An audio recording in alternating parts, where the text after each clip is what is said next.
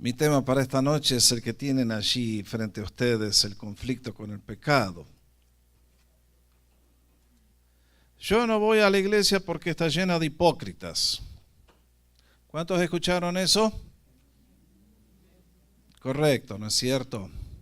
¿Alguna vez ustedes al compartir su fe con un amigo, la respuesta fue: a mí no me hables de eso, yo no voy a la iglesia porque está llena de hipócritas? Este tema tiene realmente dos ángulos que creo que tendríamos que comprender.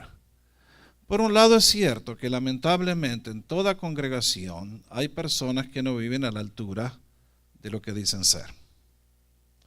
A mí me tocó trabajar en una compañía donde el manager decía ser cristiano, una vez a la semana iba a la iglesia y durante la semana trataba a los empleados muy mal. Muchas veces les hablé a mis compañeros de Jesús acerca de la vida nueva que hay en Cristo, y la respuesta que me decían siempre, con la cual me frenaban, era: pero mira al manager, míralo a fulano, él va a tu misma iglesia, mira cómo nos trata y mira cómo se comporta. El problema es real. A veces hemos conocido casos de personas de visibilidad, de renombre, que hacen cosas que cualquiera, aunque no venga a la iglesia y jamás haya puesto sus pies en un edificio de vida espiritual, sabe que está haciendo algo que no es debido. Por otro lado, creo que el tema trata con algo que la mayoría de la gente no entiende.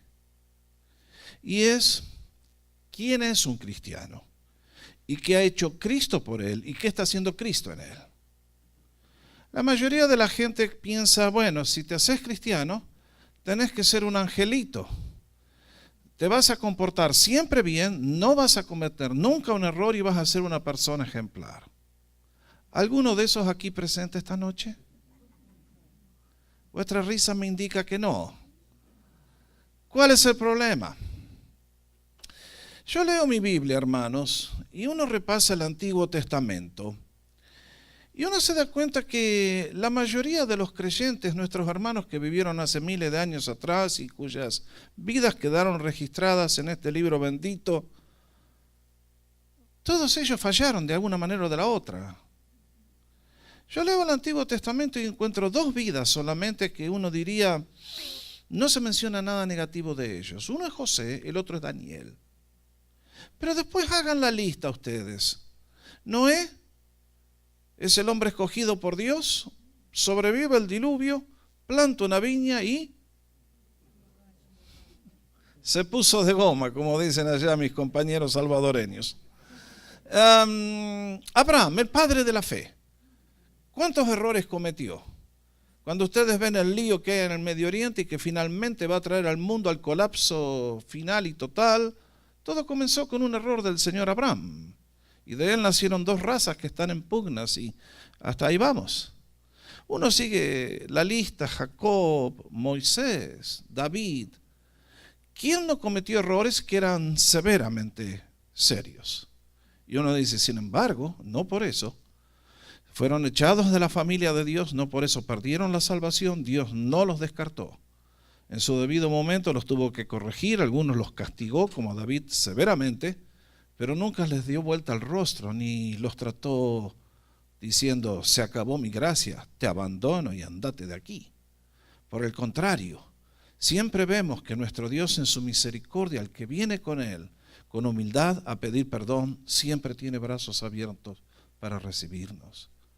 Es por eso que la mayoría de la gente no comprende que mientras el Señor nos salva por gracia, al venir a morar por el Espíritu Santo dentro nuestro, no quita la vieja naturaleza, la tendencia al mal. Y eso es lo que muchos no saben y no saben cómo manejarlo. La persona que mira de afuera dice: este es cristiano, y mira las cosas que hace. Y ustedes y yo que estamos adentro muchas veces decimos: ¿y cómo funciona este infierno que llevo aquí adentro? Uno lee el testimonio del apóstol Pablo y dice: ¿me puedo identificar con él?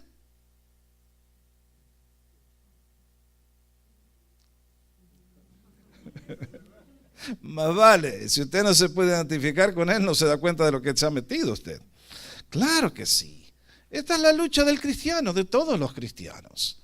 Es por eso que comencé allí poniendo el versículo de 1 Juan capítulo 1, si decimos que no tenemos pecado, nos engañamos a nosotros mismos y la verdad no está en nosotros.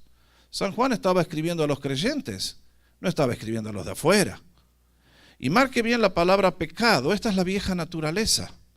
Esta es la naturaleza de la carne, lo que está en oposición a Dios. Por lo tanto, si alguien dice, pastor, yo ya no tengo problemas con el pecado. Usted es más peligroso que un mono con una granada, diría. Porque usted se está engañando a usted mismo primero y después puede hacer un caos en su propia vida y en la de todos los demás. No es el plan de Dios que ustedes vivamos sin pecado. Es por eso que tenemos una lucha que hacer. Entonces, en el estudio anterior del viernes pasado, vimos el origen del conflicto del creyente, esta lucha interna, esta guerra civil que llevamos adentro, y analizamos que el pecado vive dentro de nosotros, pero es la ley la que lo pone por manifiesto. El que no conoce la ley, el que no sabe los 10 mandamientos, vive ahí, pero cuando sabe la voluntad de Dios es como que el pecado cobra fuerza y vida, y entonces decimos, pero esto es 1000 veces peor de lo que yo me imaginaba. ¿Usted ha llegado a ese punto? Espero que sí. Porque en ese momento se va a dar cuenta de la grandeza de la salvación que tenemos en Cristo Jesús. Es por eso que esta noche venimos al último párrafo de Romanos 7 y son los versículos 13 al 25, donde San Pablo nos va a explicar por qué ustedes y yo llevamos una guerra civil acá adentro, en nuestro ser interior. Y Pablo una vez más comienza haciendo una pregunta. En el versículo 7 hizo una pregunta, ¿qué diremos entonces? Y contestó, de ningún modo. Y fíjense que usa la misma fórmula en el versículo 13. Entonces, la ley, que es el reflejo del carácter de Dios, ¿qué es buena? ¿Vino a ser causa de muerte para mí? De ningún modo. Otra vez usa la misma fórmula. Y ahora el apóstol Pablo nos va a enseñar varias cosas que creo que vale la pena notar, antes de entrar a considerar los 3 párrafos que trata aquí. En primer lugar, la diferencia entre pecado y pecados. Marque eso. ¿Por qué lo decimos? Cuando San Pablo habla de pecado, está hablando de la raíz. Cuando habla de los pecados, está hablando de los frutos. En el párrafo que leímos allí en 1 Juan, capítulo 1, se ve mejor. Dice, si decimos que no tenemos pecado, acá está hablando de la vieja naturaleza, de ese impulso que nos lleva al mal, que nos lleva a hacer todo lo contrario a la ley de Dios y que se manifiesta en acciones pecaminosas que llamamos pecados. La raíz produce un cierto tipo de fruto.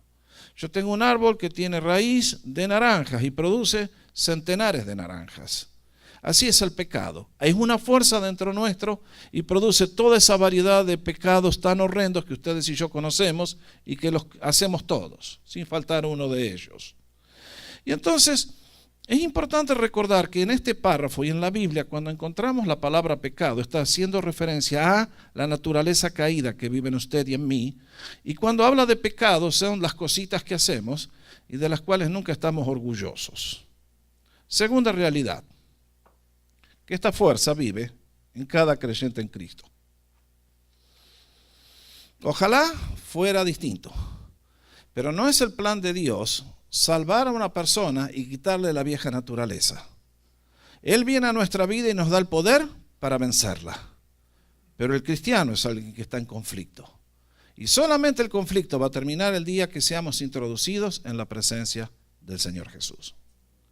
Es por eso que puse la pregunta allí, ¿por qué permite Dios la presencia del pecado en el creyente? Y puse 7 respuestas. Primero, para revelar la profundidad del pecado de la cual hemos sido salvos. Mis hermanos, siempre lo digo, pero nos cuesta creer. Ustedes y yo, en el tema del pecado tenemos todos un doctorado. ¿No es así? Para poder enseñar en la universidad uno tiene que sacar un título, otro título, otro título, otro título y llegar a ser un experto en la materia. En el tema del pecado todos tenemos 4, 5, 10 doctorados. Y a medida que pasan los años, ¿no somos cada vez más conscientes de que el pecado no es solamente un hecho, sino estas cosas que están en mi mente y nadie sabe? Estas cosas que están en mi corazón y mejor que no se enteren los demás.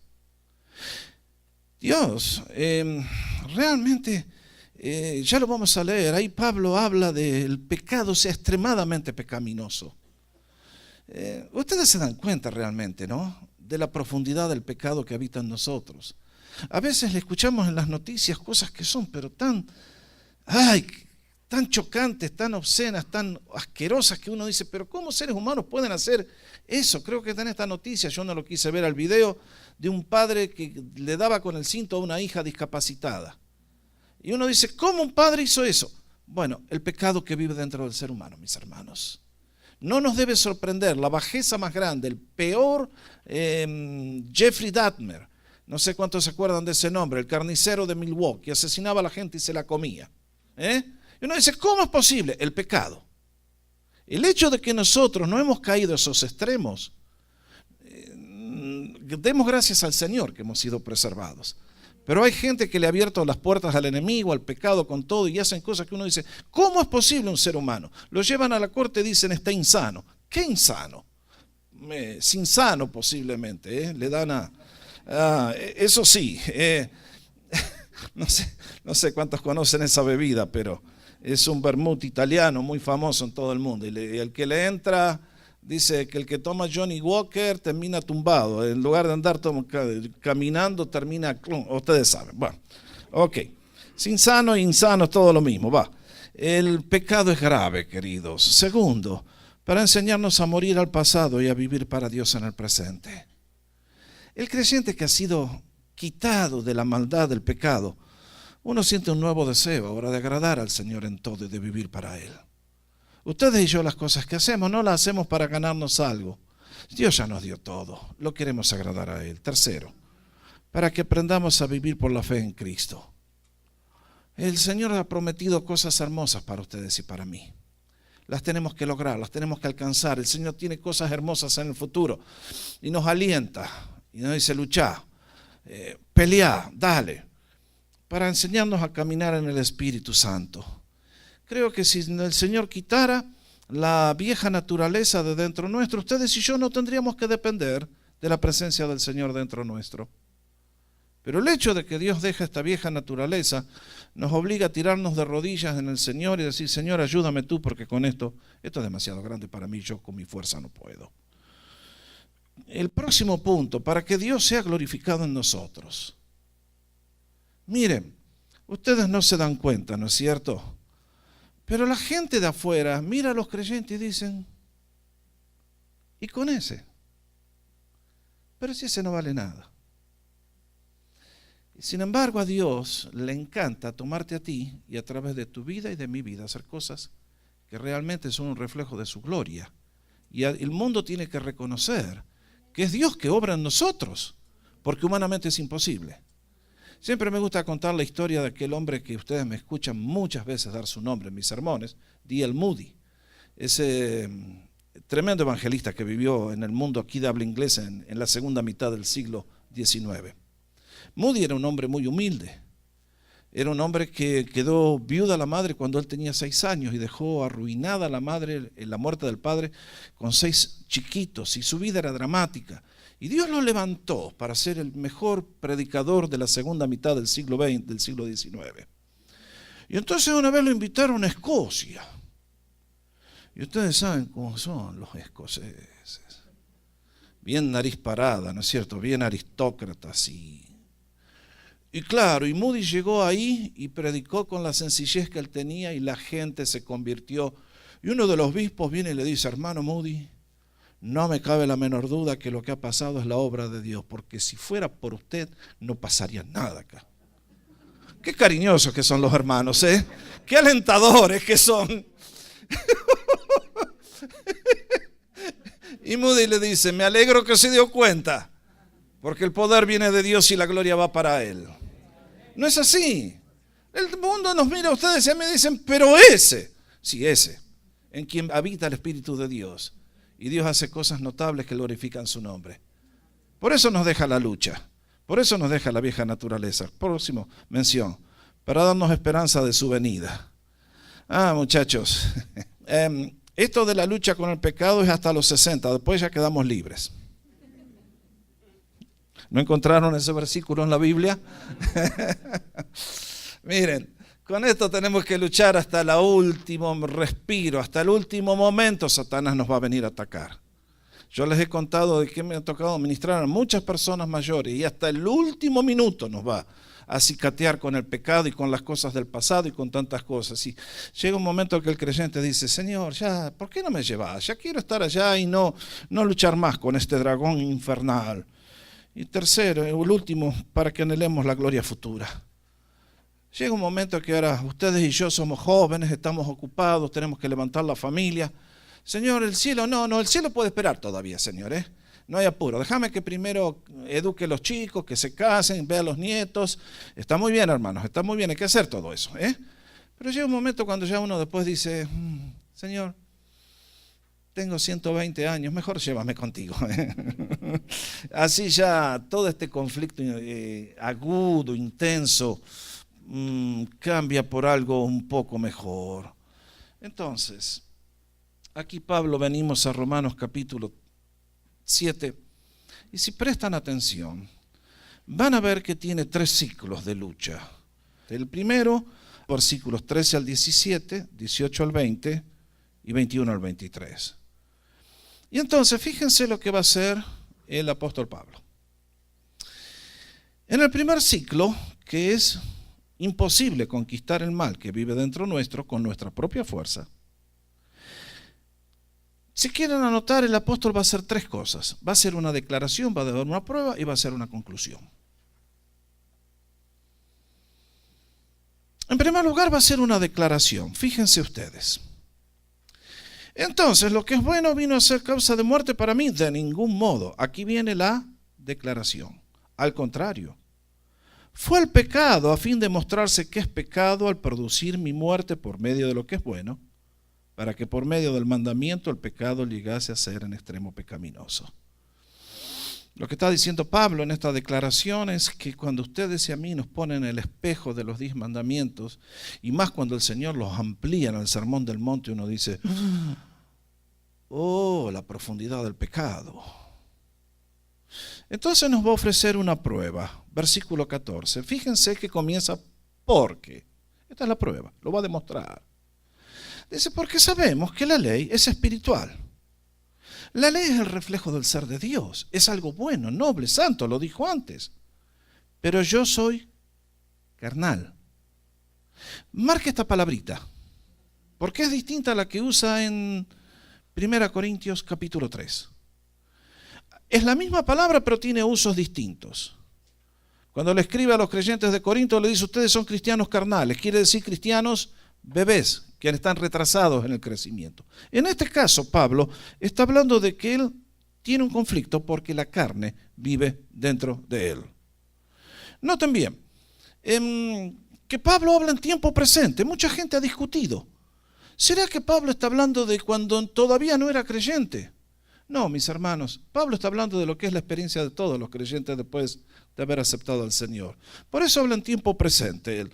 Dice, porque sabemos que la ley es espiritual, pero yo soy carnal, vendido a la esclavitud del pecado. Wow, esto es muy cierto. En el día que el apóstol Pablo vivía, el mercado de esclavos era una institución que funcionaba todos los días. Usted iba a Home Depot y ahí compraba un esclavo. Bueno, ustedes saben de lo que estamos hablando, ¿no es cierto? No es exactamente igual, ¿no es cierto? Pero en aquellos años, si usted necesitaba a alguien que le haga el jardín, iba al mercado de esclavos y compraba a alguien, ustedes saben. Y lo que él nos dice es esto, de que dentro de él está esta vieja naturaleza que lo está dominando, y fíjense lo que produce, porque lo que hago no lo entiendo, porque no practico lo que quiero hacer, sino lo que aborrezco, eso hago. ¿Algún amén? Gracias, hermanos, ustedes me dan esperanza. Ustedes y yo sabemos lo que es este conflicto. Ustedes y yo, si hemos conocido a Dios, si hemos conocido a Jesús, queremos agradar al Señor. Y sin embargo, mientras queremos hacer tantas cosas buenas para Él, tantas veces terminamos haciendo exactamente lo contrario. Pensamos que hemos ganado la batalla y al final, ¡pum!, de repente nos pegamos un golpazo. Y uno dice, caramba, es imposible conquistar el mal. Y es por eso que uno sigue adelante y dice, ¿y si lo que no quiero hacer, eso hago? Estoy de acuerdo con la ley reconociendo que es buena. Claro, la ley es buena. Cuando nos dice no hagas esto, no hagas aquello, es buena. Pero somos nosotros el que tenemos el problema y la desobedecemos. Por eso la conclusión llega en el versículo 17. Así que ya no soy yo el que lo hace, sino el pecado que habita en mí. Ahora, ustedes notan lo que anoté allí. No podemos vencer al pecado por nuestras fuerzas. El pecado quiere ser satisfecho, demanda satisfacción. Y no podemos ignorar nuestra vieja naturaleza. Allí está todo el tiempo. Ahora, este versículo 17 no es una salida de emergencia. Porque tantas veces los seres humanos metemos la pata en grande y decimos, bueno, el diablo me hizo hacerlo. Pobre diablo, le echamos tantas culpas que son nuestras. O en este caso, yo hice esto porque el mal carácter, ese pecado que llevo dentro. Bueno. Acá Pablo no está buscando una excusa, simplemente reconoce que el pecado mora dentro de él. Y que tantas veces esa fuente de conflictos la que nos lleva a hacer las cosas que no queremos hacer. Además, sigue diciendo el apóstol, no solamente que no podemos conquistar el mal, sino que no podemos hacer el bien. Versículos 18 al 20. Declaración, porque yo sé que en mí, es decir, en mi cuerpo, en este caso carne, no es la naturaleza carnal, sino es sinónimo de cuerpo, no habita nada bueno. Porque el querer está presente en mí, pero hacer el bien, no. No solamente que hago el mal, sino que el bien que tengo que hacer no lo hago. Caramba. La prueba. Pues no hago el bien que deseo, sino el mal que no quiero, eso termino practicando. Conclusión. Y si lo que no quiero hacer, eso hago, ya no soy yo el que lo hace, sino el pecado que habita en mí. Allí está. Esta fuerza diabólica que sigue funcionando dentro nuestro y nos hace hacer cosas que son las que arruinan todo lo que tocamos, todas las relaciones. Próximo paso, y es que el pecado combate dentro de mí, versículos 21 al 23. Declaración, así que, queriendo yo hacer el bien, hallo la ley, que el mal está presente en mí. Al poner en este caso, la ley no está hablando ahora de los 10 mandamientos, está hablando de una fuerza parecida a la ley de la gravedad, ¿correcto? ¿Se entiende? Un día, cuando estábamos allá en Canadá, fuimos a visitar con Francis a una señora ya ancianita, muy linda mujer, y ella estaba batallando con el mal de Parkinson's. Y esta mujer muy buena nos quiso recibir y servirnos una taza de té. ¿Y qué pasó? Bueno, que ustedes saben, esta mujer con la mente estaba sirviendo a la ley de la cortesía, del amor, y quiero atender bien a las personas que vienen a visitarme. Por eso preparó el té, puso las tazas, pero había dentro de ella otra ley que estaba viva, y en este caso era una enfermedad. Y la pobrecita cuando tomó la tetera, se imaginan, ¿no es cierto? Se derramó toda la bebida y finalmente nos tuvo que decir, Francis, ¿puede colaborar usted y servir usted el té? Bueno, eso es lo que Pablo está hablando con el pecado. Ustedes y yo tenemos una ley, nos dice que nos impulsa a buscar a Dios. Pero hallamos dentro nuestro un Parkinson, un problema que nos hace hacer cosas que uno dice. Bueno. Así que queriendo yo hacer el bien, hallo la ley de que el mal está presente en mí. Versículo 22, la prueba, porque en el hombre interior me deleito en la ley de Dios, en el principio de la vida de Dios, en aquellas cosas que traen gozo, alegría. Pero veo otra ley. ¿Se dan cuenta? No son los 10 mandamientos. Es una fuerza, es un... En los miembros de mi cuerpo que hace guerra contra la ley de mi mente. Y me hace prisionero de la ley del pecado que está en mis miembros. Qué conflicto lo del cristiano. Dos fuerzas peleando continuamente. Ustedes se van a reír, pero a veces los maestros buenos son los que le dejan a usted una historia y se la graban desde los días tiernos de la niñez. Siempre recuerdo a mi maestro de escuela dominical que cuando tenía 6 años y nos dijo: chicos, todos los creyentes adentro de su corazón llevan una oveja y un chancho.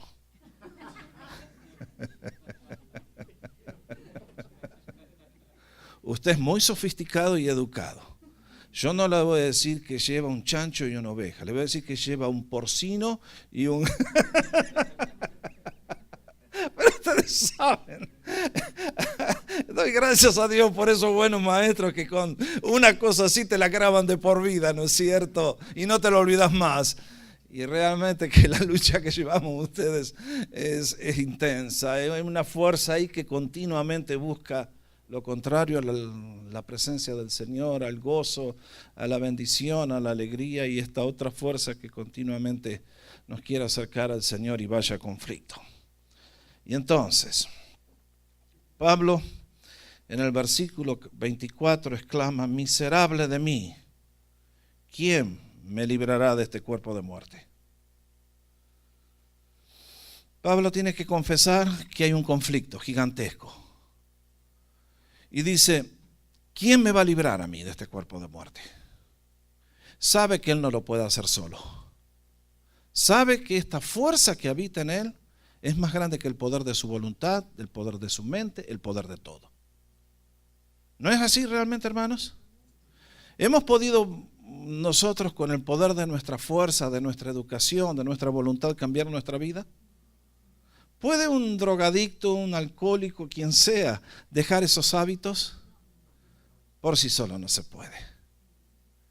Y qué notable que mientras gemimos y decimos: miserable de mí, hice estas cosas y ahora cada vez estoy más enterrado y quise levantarme, hice un hoyo más profundo, uno dice: ¿quién me saca de este predicamento? ¿Quién me libra de esto? Y Pablo tiene que reconocer que el auxilio tiene que venir de afuera. No puede ser nuestro. Y mientras por un lado llora gimiendo, diciendo: miserable de mí, al mismo tiempo está la nota de esperanza de que en algún lugar está la solución. Y en el versículo 25 nos introduce a lo que va a ser el gran tema del capítulo 8, que es la vida de Cristo a través del Espíritu Santo viviendo en el alma del creyente. Y es por eso que no termina el capítulo diciendo: soy un cristiano derrotado, hermano, vivo todo el día en pecado, tengo una lucha. Pero, versículo 25, gracias a Dios por Jesucristo, Señor nuestro. Y entonces la victoria no viene por nuestra inteligencia, educación ni esfuerzos. Viene por la obra del Espíritu que continuamente desde adentro nos dice: ahí no, ahí sí, seguí por ahí, vamos, dale, vamos. Y entonces nos dice: así que yo mismo, por un lado, con la mente sirvo a la vida de Dios, la ley de Dios, la fuerza de Dios. Pero por el otro, con la carne, en este caso no es, como vieron que antes hablaba de carne como cuerpo humano, ahora la carne pasa a ser la vieja naturaleza, a la ley del pecado. Y entonces, sobre esa nota de lucha, después va a empezar capítulo 8. Por tanto, ahora no hay condenación para los que están en Cristo Jesús. Ah, mis hermanos, qué buena noticia. Pero creo que todo esto nos debe ayudar a ustedes y a mí a apreciar al Salvador que tenemos. Por eso los desafíos de Romanos 7 para mí son 3. Debemos comprender nuestra posición en Cristo. El creyente, ya lo dije varias veces en estos 3 estudios, el creyente que fue salvo por gracia está siendo santificado por gracia. Y el Señor no nos va a quitar su gracia a pesar de todo lo que hagamos y a pesar de todas las caídas y de todos los pecados. Ahora, como dijimos, el pecado esclaviza, trae dolor, trae vergüenza, hay un precio. Tantas veces el Señor tiene que tratar con eso, decirnos, hijo, eso está mal y lo voy a tener que castigar. No te metas ahí. Eso es lo que tratamos en capítulo 6. Pero por otro lado, debemos comprender que Dios nos da el poder del Espíritu para agradarle a Él. Y cuando aprendemos a caminar, escuchando la voz de Dios y siguiendo su guía, nuestra vida alcanza la victoria sobre esta fuerza, la victoria sobre el mal, y comenzamos a ser cada vez más semejantes al Señor y útiles en sus manos para extender su reino. Segundo, debemos admitir nuestra lucha. Creo que nunca vamos a pedir ayuda si no somos conscientes de que tenemos una necesidad. Pablo reconocía que había un conflicto dentro de él. Y mis hermanos, creo que acá tengo que hacerles una advertencia. Yo no sé cuánto tiempo más el Señor los puede tener en comunidad, por ejemplo, pero digamos que el Señor los lleva de esta iglesia que es perfecta y la única que es el fiel reflejo del Nuevo Testamento. Pero digamos que lo lleva a otra iglesia y usted se tiene que ir por trabajo a New York y allí va a buscar una iglesia y encuentra una iglesia donde le predican, bueno, usted lo que necesita es una experiencia con el Espíritu Santo y cuando el Espíritu Santo viene en usted, ya no peca más. Esas enseñanzas están dando vueltas en muchas partes, en muchos lugares. Entonces, el que no tuvo la experiencia dice, ¿y ahora cómo hago? Entonces, estos ya no pecan. Y yo sí, porque no tuve la experiencia. Mi hermano, ya vamos a ver la obra del Espíritu. El Espíritu viene a nosotros muchas veces con poder y con gran gloria. Pero si alguien le dice, yo ya no peco más porque tuve una experiencia espiritual, no le crea. Yo siempre cuento de uno de mis mentores espirituales, se llamaba Carlos Spurgeon, vivió en Londres allá en el otro siglo. Y un día al final del culto, un hermano vino a decir esto, hermano, pastor, yo tuve el bautismo del Espíritu Santo y ya no peco más. Y Spurgeon, que era muy, dice que pegó un salto para adelante y le encajó un pisotón. Y en un instante todo eso de que ya no pecaba más se desvaneció como cuando el rocío sale el sol a la mañana. Si usted ya no peca más, mire, cuidado. Ustedes hasta el último día no va a haber una fórmula, ni el ayuno, ni la oración están destinadas a quitarnos eso. Esas son armas para luchar contra eso. Pero la vieja naturaleza sigue allí, queridos, y tenemos que reconocerlo. Por lo tanto, acá venimos a lo que planteábamos antes. La iglesia está llena de hipócritas. No. Hay gente que por ahí sí. Pero honestamente, ¿la iglesia es el club de los hipócritas? Yo creo que por el contrario, el 99% de los cristianos que yo conozco son gente que está pidiendo ayuda. ¿Amén? Que están diciendo, yo estoy en lucha. ¿Me puedes estirar la mano? Y la iglesia, en el plan de Dios, es una comunidad terapéutica, donde reconozco que de la misma manera que yo estoy luchando y necesito la gracia del Señor, mi hermano también está luchando y por lo tanto, yo jamás puedo venir a señalarlo a él, porque al señalarlo me condeno a mí mismo. Por eso ustedes y yo nos conducimos con humildad y reconocemos que todos somos distintos y unos caen con un pecado, otros caen con otro, otros caemos con otros, pero todos necesitamos aprender a respetarnos y a decir, hermano, te caíste, vamos juntos, vamos a levantarnos, porque tu caída es la mía y tu problema es el mío. Y yo no estoy acá para ponerte el dedo y aplastarte, sino para levantarte en el nombre de Jesús. Por eso, la iglesia es el lugar donde las cargas se llevan. Juntos se comparten, donde nos alentamos, donde nos animamos, porque tú luchas, querido, y tienes una lucha. Mejor no me cuentes tus problemas, ¿ok? ¿Se dan cuenta? Es inmensa. La mayoría de las veces no queremos abrir nuestro corazón porque nos daría vergüenza tal vez. Pero todos estamos luchando.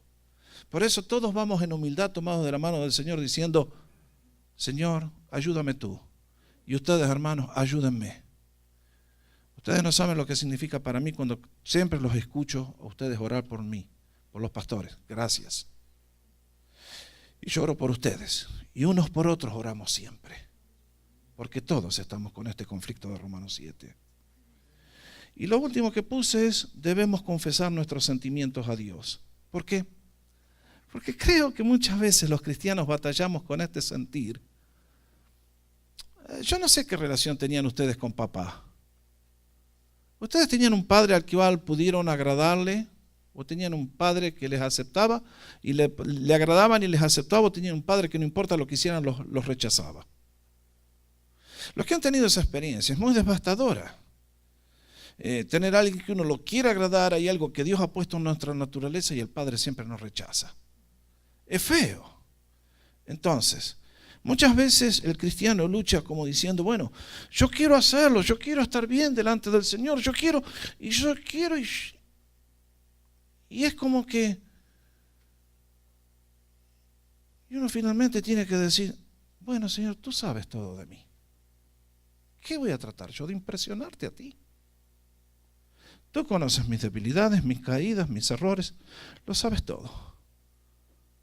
Me salvaste, me redimiste, me hiciste nuevo. Señor, tú sabes lo que estoy luchando con esto, tú sabes lo que estoy luchando con el otro. Y la respuesta que viene de la Biblia es, sí, el Señor lo sabe. Y nos extiende su misericordia. Y entonces alguien me dice, pero entonces, pastor, el cristiano siempre vive en el pecado, en un ciclo de pecado. No.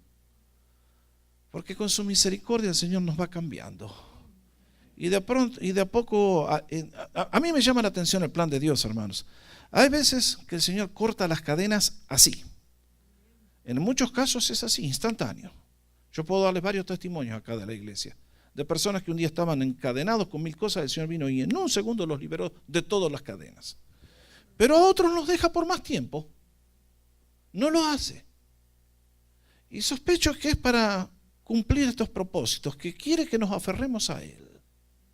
Y en el proceso aprendamos a confiarle y hacer que Él sea el Señor y Él sea nuestro amo y nuestro dueño. Y estar en el centro de su voluntad, la alegría y el gozo más grande de nuestra vida. Por lo tanto, queridos, Romanos capítulo 7 nos recuerda, hay una lucha, pero hay victoria en Cristo Jesús.